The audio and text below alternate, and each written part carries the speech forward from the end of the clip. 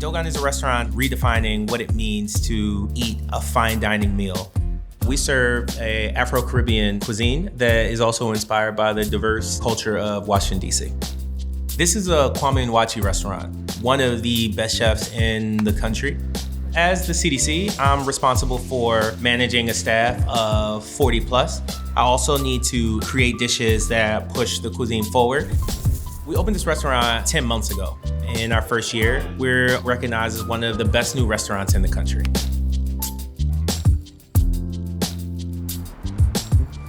Welcome to the Salamander Hotel. We are headed into Dōgon. Amazing lobby. What's good, y'all?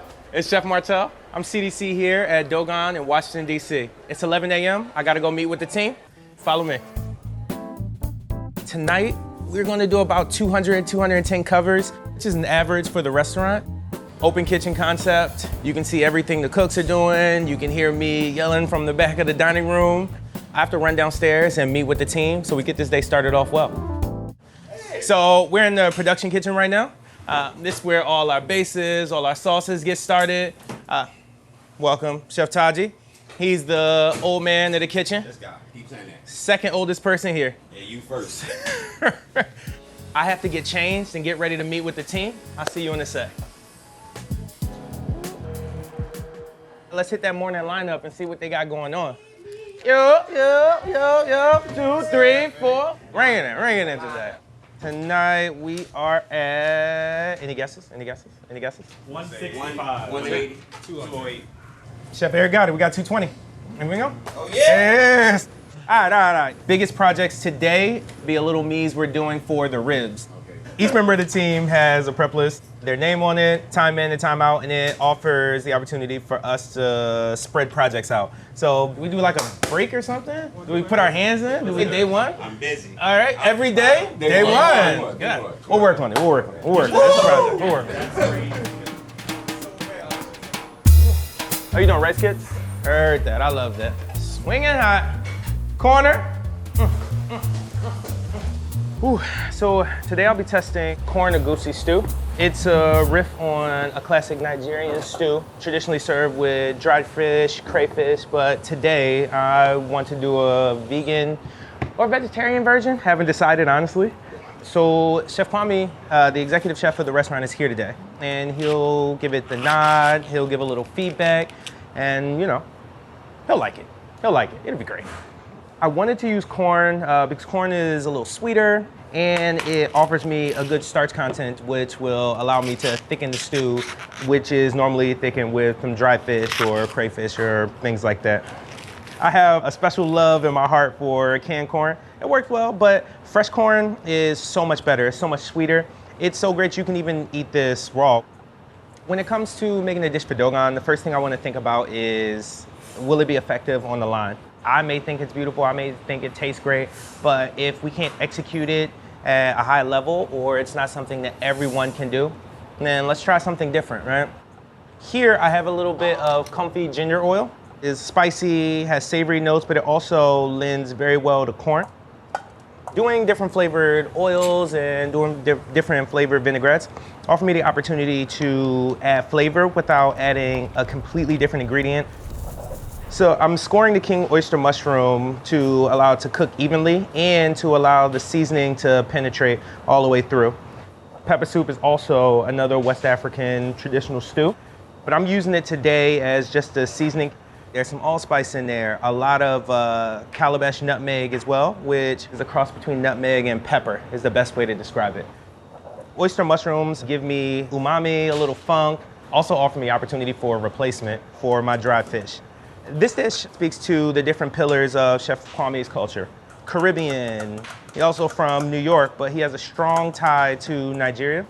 When I think about R&D dishes and change a menu, I don't want to do it all at the same time. I don't want everything to kind of drop at the same time. It's a lot for me, but it's also a lot for the cooks to sort of retain all that information. I try to change 1 or 2 dishes every 3 months. I was in the Navy prior to starting to cook.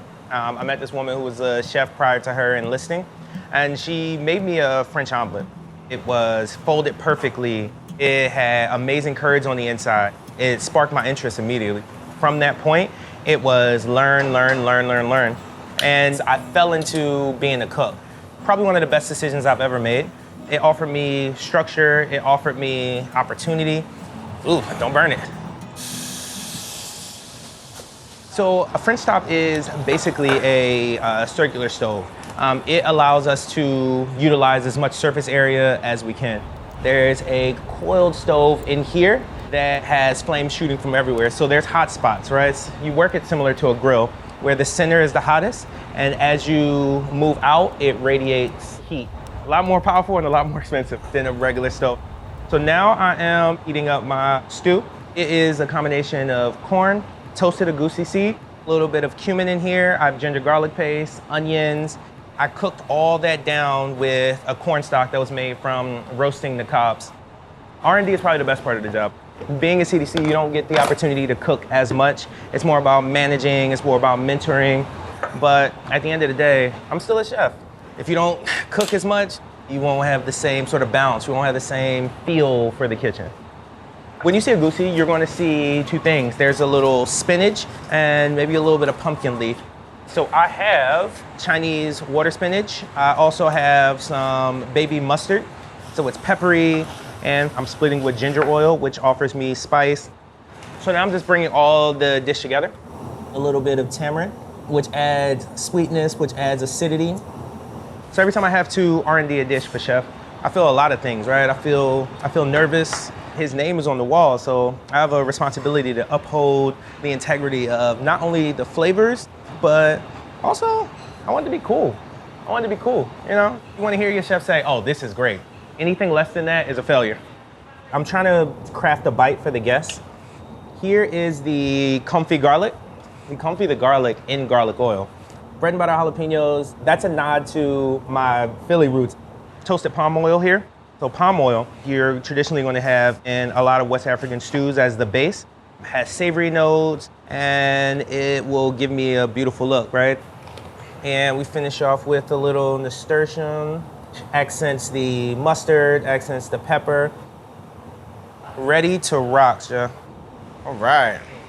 Well, we talked about it a couple weeks ago, so I'm excited to try it. Yeah. So we're serving this with fufu or no? Yep. I think we should. No, it's really good. You get the Egusi coming through, but it's not like in your face. Spicy. It's a little spicy. When I'm tasting Egusi stew or Egusi soup, I'm definitely looking for that deep umami flavor. I'm looking to see some palm oil in it and then some sort of green element. This is a great vegetable dish just on its own. Just tighten it up, make it smaller. Like everything is a bite, and then before you know it, the dish is gone. Yeah. Definitely want to incorporate some baby corn because it'll be in corn season. But yeah, this is beautiful. It's really good. Yeah. So Dōgon is a celebration of the cultures that make DC special. It tells its own story of the Dōgon tribe from Mali and a descendant of that being Benjamin Banneker, who created the borders of DC. We try to tell the story of all the cultures within these quadrants. So we'll run this dish about 2 or 3 more times before we actually make it on the menu. But I think the bare bones of the dish is right there. Now it's time to work on that terrine for the Ben's bowl. Here we go. So here is the confit lamb. It's marinated with a little bit of curry and green seasoning, and then confit in lamb fat, some garlic, some thyme, got some bay leaf in there, a little ginger. Next to me is the lamb terrine king. This is a 2-man job. I'm gonna hold the bowl, and then I'm gonna let the professionals profession. Lamb fat still allows us to impart flavor, and it allows us to reutilize a byproduct that we would normally just throw away. We decide to drop it into the mixing bowl, and we mix it so that the fat and the meat is distributed evenly. Pulling up, pulling up. Now we step back and I let the youth do all the hard work.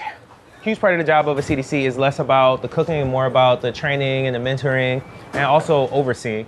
So I'm only gonna pulse it a few times just to get it shredded out. Thank you, Chef.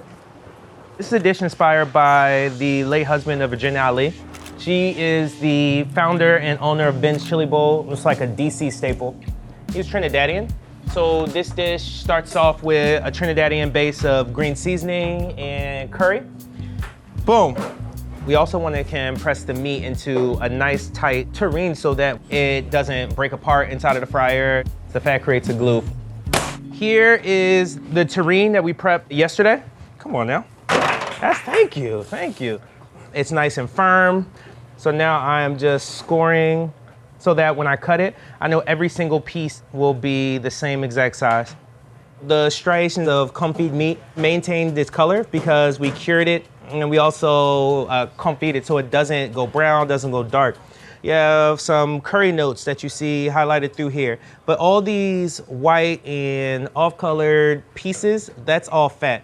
Fat is definitely flavoring here. So when we go to fry this, the fat's just gonna melt inside of it, and when you take that bite, it'll be unctuous. It'll be everything you really want inside of a fried piece of lamb, honestly. I wanted to be a restaurant that people want to treat like a destination and match the aesthetic of Chef Kwame and the food and the legacy that he's creating, but also match the aesthetic of the hotel. The hotel's luxury, the hotel's 5-star. We want to be luxury. We want to be 5 stars. Shoot, if there's a 6-star, I'll take it.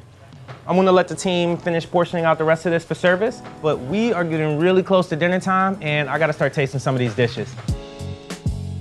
Today we're gonna try the whole cake dish, and that is a 2-part dish. There is the buttered crab with a little house spice, and we also have the plantain whole cakes, which is one of those sort of last minute hit and misses, trying to figure it out.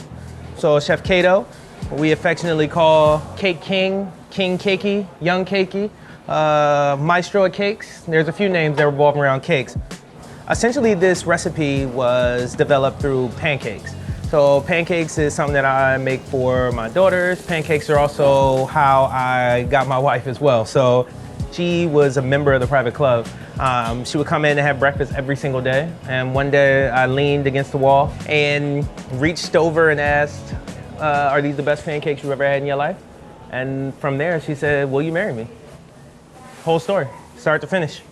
So the last thing you want is a flat whole cake. And because we add plantain, we have to add a little extra baking soda in order to get that rise that we're looking for. Traditionally, in the South, the cakes were cooked on the actual garden tool, the whole. So it will be dropped right into the fire, and they would drop the batter right on top, and that would be used as a side for beans, hoppin' john, anything like that. So following the tradition, we just wanted a pancake-like vessel for the crab dish. This is Maryland blue crab with garlic, butter, Chef Kwame's mother's house spice recipe. We found that blue crab, for the price point, as well as the flavor and the nod to the area, was a much better product. A little more seasoned. So we'll do lemon, salt in the crab. And then ahi verde, I think is good where it is. Plantain cakes, I think are great. Wait, yes, I would like Twizzlers. And then my favorite, thank you. That's Michael right here, GM, AKA my work husband.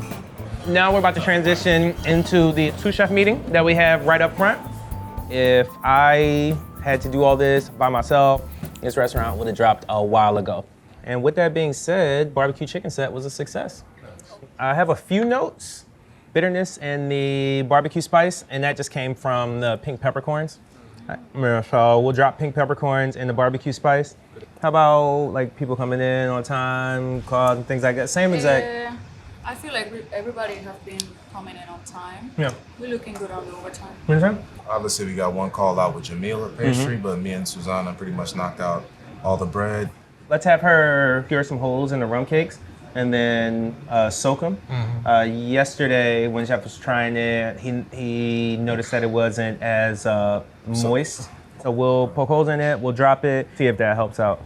Poke and soak, right? Yeah, poking. HR. Yeah. So besides that, service as usual.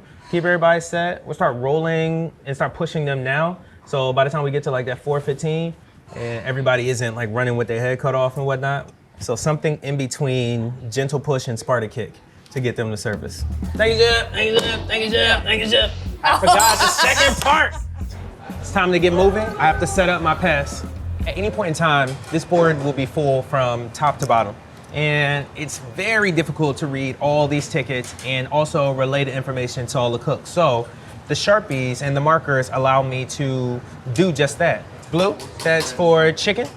I can now look at the board and go 5 chicken all day because I have 5 blue tacks on the actual tickets. Hey, yo, chef. Yes, chef. Hey, let's get those tasters ready, yo.